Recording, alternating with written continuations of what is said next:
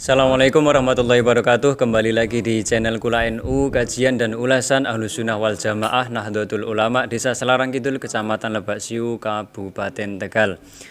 Pada sesi kali ini Kula NU akan mencoba menjawab pertanyaan dari DM yang masuk pada Instagram Kula NU. Oleh karena itu jangan lupa di follow Instagram Kula NU. Dan ketika mungkin ada pertanyaan-pertanyaan terkait keseharian panjenengan semua, bisa kami berikan solusi. Pertanyaannya adalah tentang bagaimana batasan wanita maupun laki-laki, yaitu anak kecil, membatalkan wudhu pada usia keberapa. Nah, ini kan menjadi ambigu, menjadi tidak jelas selama ini. Nah, ini dari Kula NU akan coba menjelaskan secara gamblang sebenarnya laki-laki maupun perempuan di usia kecil ini pada umur berapa mereka bisa membatalkan wudhu, tentu yang bukan mahram. Nah, secara mayoritas ulama itu sepakat bahwa yang menjadikan batalnya wudhu laki-laki dan perempuan ketika disentuh itu disesuaikan dengan uruf atau disesuaikan dengan kebiasaan masyarakat. Nah, ini kan tidak begitu jelas. Ada yang 7 tahun, 9 tahun, 10 tahun, 15 dan seterusnya. Bahkan ada yang pokoknya kalau sudah haid dan lain-lain. Ini menjadi tidak jelas. Urufnya itu seperti apa?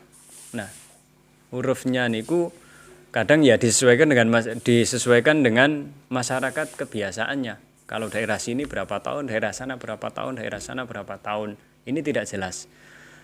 Nah, yang paling jelas adalah sebagaimana yang dikatakan dalam kitab Mirqatus Su'ud At-Tasdiq, bahwa Syekh Yusuf As-Sambalawi ini itu menerangkan bahwa batasan laki-laki maupun perempuan membatalkan wudhu itu adalah di umur 7 tahun, sedangkan untuk 6 tahun itu terjadi khilaf.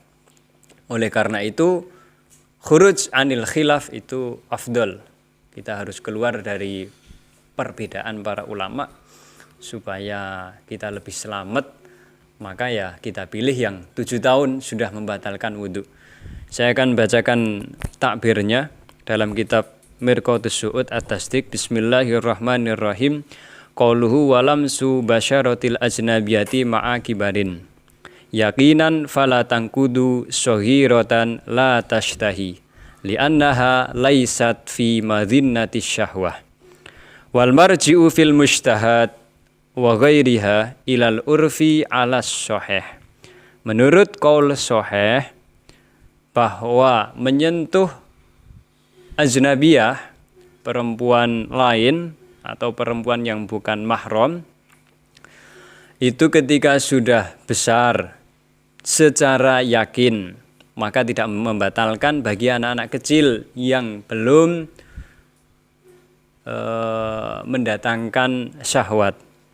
Nah, apa yang dijadikan pedoman atau yang dijadikan barometer, apakah ini sudah memberikan syahwat atau belum?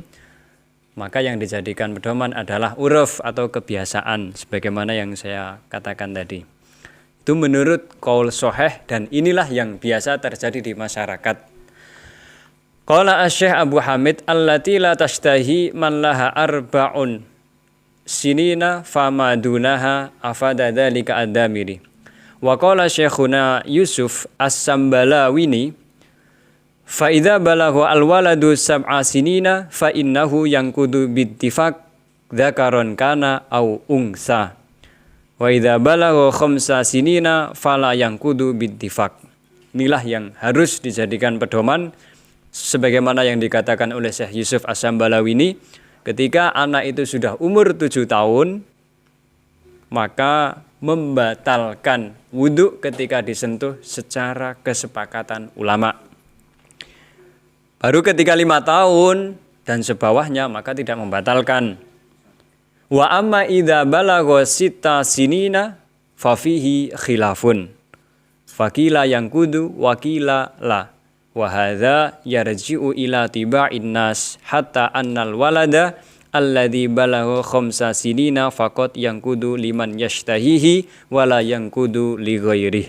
Sedangkan ketika anak itu sudah umur 6 tahun, maka ini terjadi khilaf. Menurut satu qil membatalkan, menurut yang lain itu tidak membatalkan. Nah, ini yang dijadikan dasar adalah watak dari manusia itu sendiri, bahwa ketika anak itu sudah umur 6 tahun, apakah ia termasuk disahwati atau tidak. Ketika syahwat maka mendatangkan syahwat maka ya batal, ketika tidak mendatangkan syahwat maka tidak batal.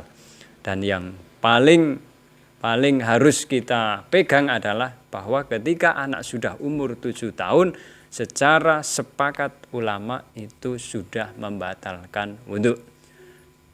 Demikian penjelasan dari Kula NU, semoga dapat bermanfaat dan bisa diamalkan di seluruh lapisan masyarakat, karena ini kaitannya tentang bagaimana ibadah kita itu sah secara formal, secara fikih syariat sudah memenuhi apa yang dikehendaki dari syariat, apa yang dikehendaki oleh baginda Nabi Muhammad sallallahu alaihi wasallam.